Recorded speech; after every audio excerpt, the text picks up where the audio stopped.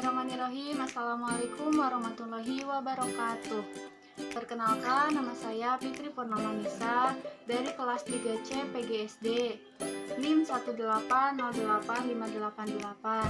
Nah, pada kesempatan kali ini saya akan menyampaikan lembar kerja training kewirausahaan pada mata kuliah Pendidikan Kewirausahaan yang diampu oleh Bu Tika. Nah, langsung saja kita ke pembahasannya.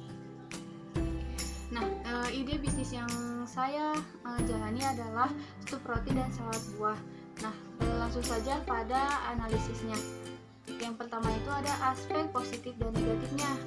Nah, aspek positif dan negatif pada bisnis yang saya jalani hampir sama. Yang pertama itu ada kemampuan memasak.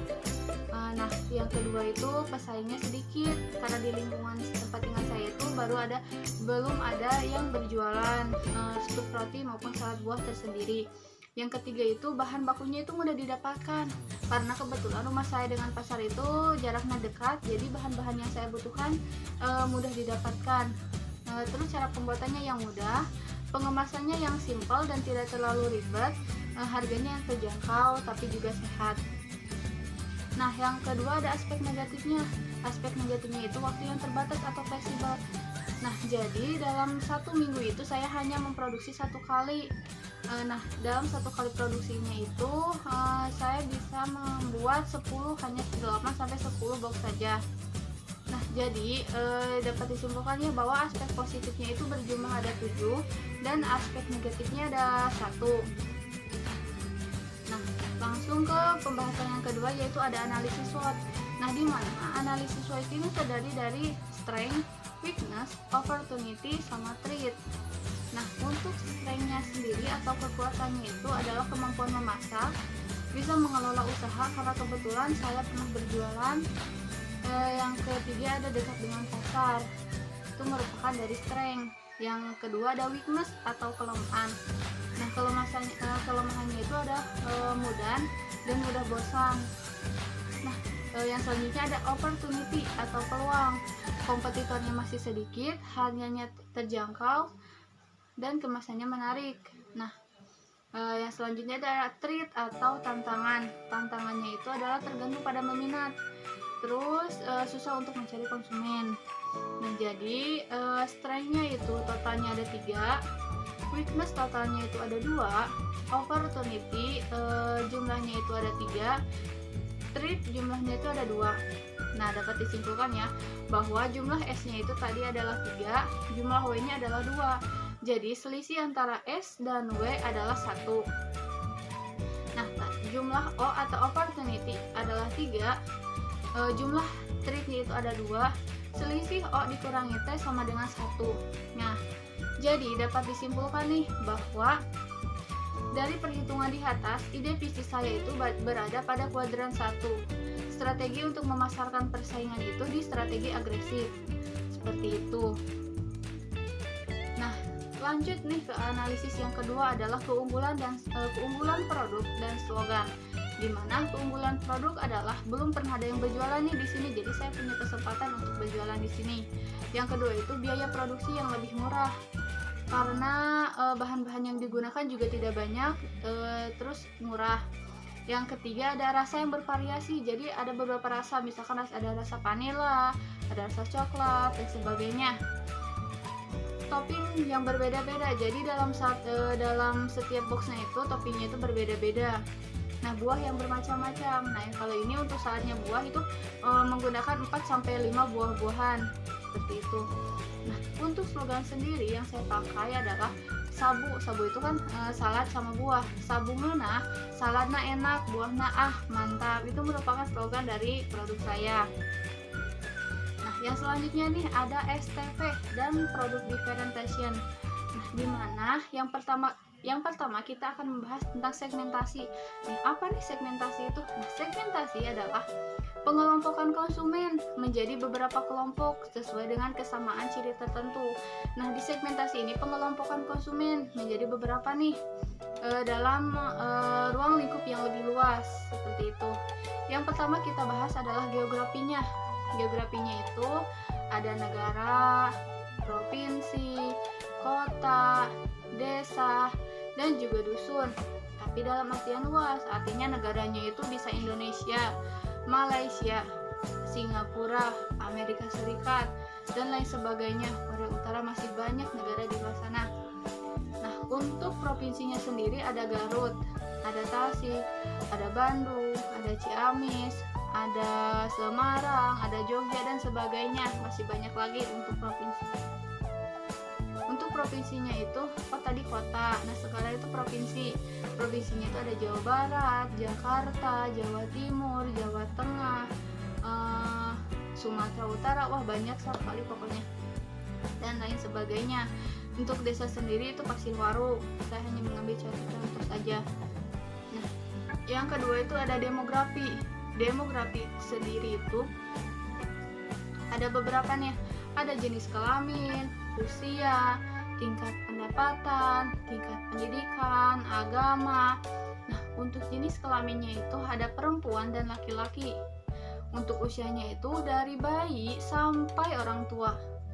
Tingkat pendidikannya ada PAUD, TK, SD, SMP, SMA, mahasiswa, dan lain-lain.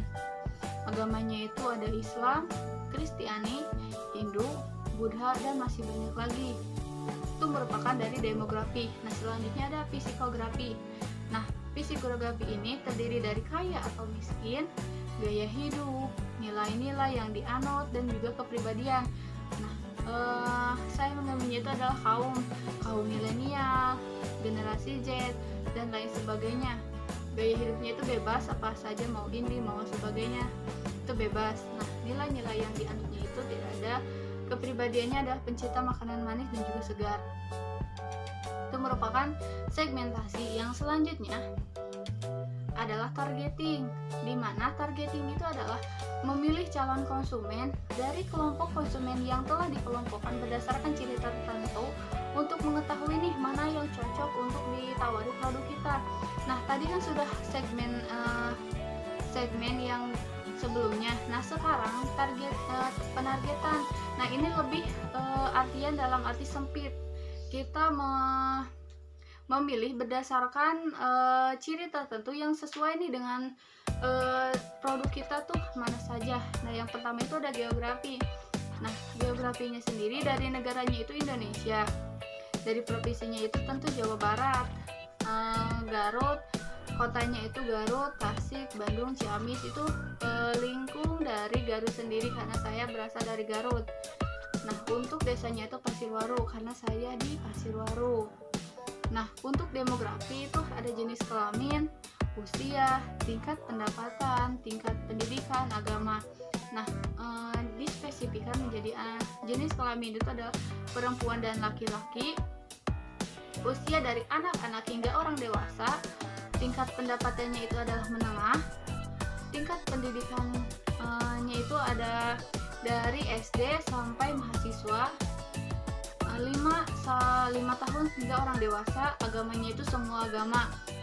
Untuk psikografinya itu ada kaya atau miskin, gaya hidup, nilai-nilai yang dianut, kepribadian. Nah, untuk kaumnya itu ada milenial, gaya hidupnya itu bebas, tidak terbatas, nilai-nilai yang dianut tidak ada, kepribadiannya itu pencinta makanan manis dan juga segar. Nah, yang selanjutnya ada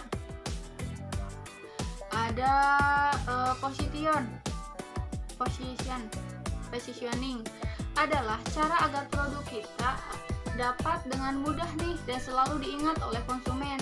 Positioning juga harus diikuti dengan tagline atau slogan. Nah, positioning penempatan produk saya itu adalah produk eksklusif. Nah, tagline atau untuk slogannya itu sudah kita bahas ya pada sebelumnya, yaitu sabung ngena, salad enak, buahnya mantap. Itu merupakan slogannya. Baik, kita lanjut.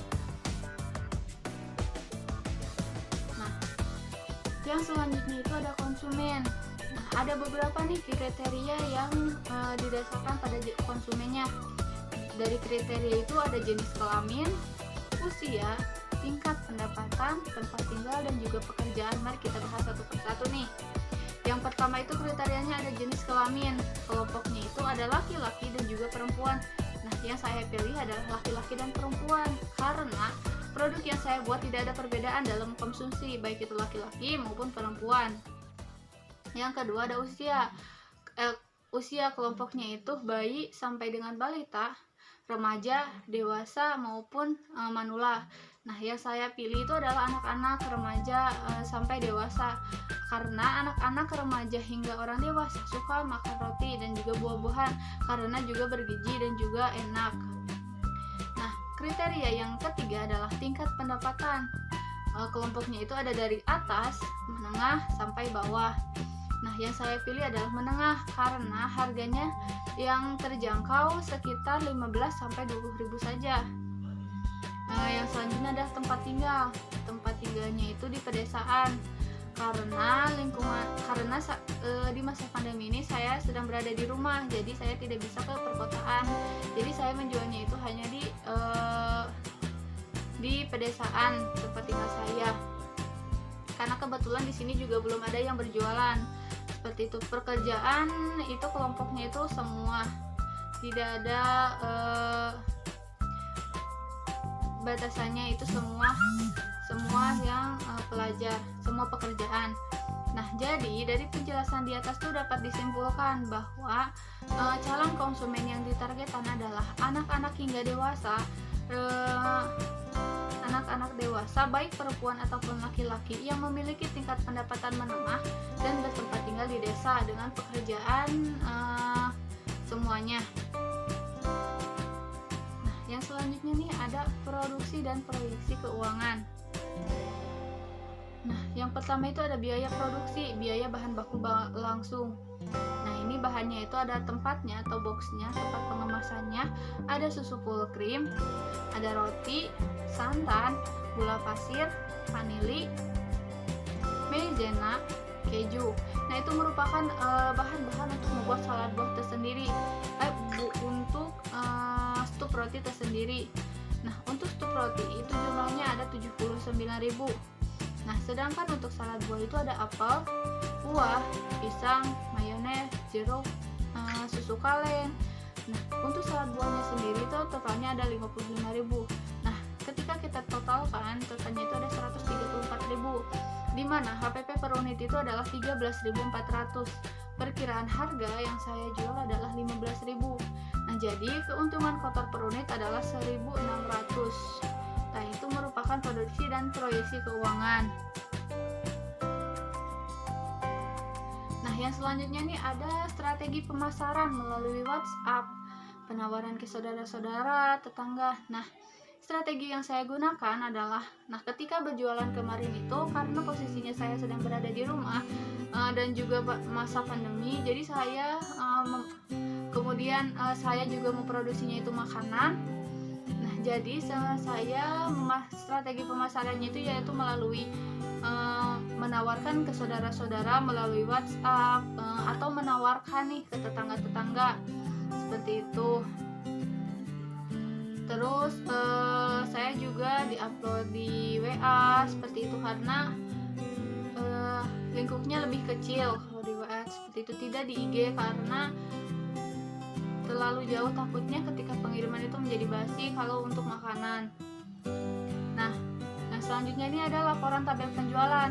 Nah, jadi pada hari Sabtu tanggal 2 November 2020 itu saya memproduksi pertama kali berjumlah 8. Nah, yang terjualnya itu hanya 4. Nah, jenis atau varian yang diminati adalah stup roti. Jumlah pemasukannya jadi ada 60.000. Pada hari Minggunya itu sisanya itu ada 4 buah nih, tapi yang terjualnya hanya 2 buah. Nah, produk yang diminati adalah stup roti karena pada awal produksi saya hanya membuat stup roti saja. Jumlah pemasukannya ada 30.000. Nah, untuk 2 lagi itu digunakan untuk masa percobaan kepada konsumen-konsumen. Sebelum membelinya mereka mencobai dulu nih makanan yang saya jual. Nah, pada Sabtu tanggal 5 Desember 2020 itu saya membuat 5 box. Itu ada stup roti dan salad buah, dimana yang tujuannya itu hanya 5 buah. Nah, yang kurang diminati adalah salad buah nih, yang banyak diminati adalah stup rotinya. Nah, total jumlah pemasukan saya adalah 75.000 pada produksi kedua. Nah, pada hari Minggunya itu jumlah stok tersedia adalah 5 buah, di mana yang terjual pada hari itu adalah 3 buah. Nah, varian yang diminati adalah stup roti dengan pemasukan adalah 45.000.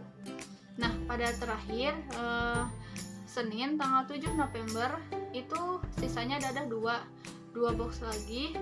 Nah, jumlah yang terjual adalah 2. Yang paling banyak diminati adalah stup roti, yang kurang diminati adalah 1 buah, di mana jumlah pemasukannya adalah 30.000. Seperti itu. Nah, yang selanjutnya nih, yang terakhir nih, ada kesan dan pesan setelah pelajaran matematika. Tentu sangat berkesan sekali untuk saya sendiri, karena di mata kuliah ini kita diajarkan berwirausaha benar-benar dari nol. Jadi banyak sekali nih ilmu yang didapatkan ketika matkul ini, karena benar-benar diajarkan dari nol, dari mulai ide bisnis sampai ke strategi pemasarannya, sampai pada tabel penjualannya. Nah, selain itu juga mata kuliahnya juga menyenangkan karena dibarengi dengan pembuatan produk usaha. Jadi bisa sekalian belajar mulai bisnis. Jadi dalam mata kuliah ini tuh tidak hanya sebatas teori yang kita dapatkan, tapi juga langsung ke produksinya secara langsung. Seperti itu. Nah, ini merupakan ada contoh dari konsumen dan bahan-bahan untuk digunakan ketika membuat stup roti, seperti itu. Nah, mungkin sekian penjelasan dari saya. Mohon maaf apabila ada kesalahan. Wassalamualaikum warahmatullahi wabarakatuh.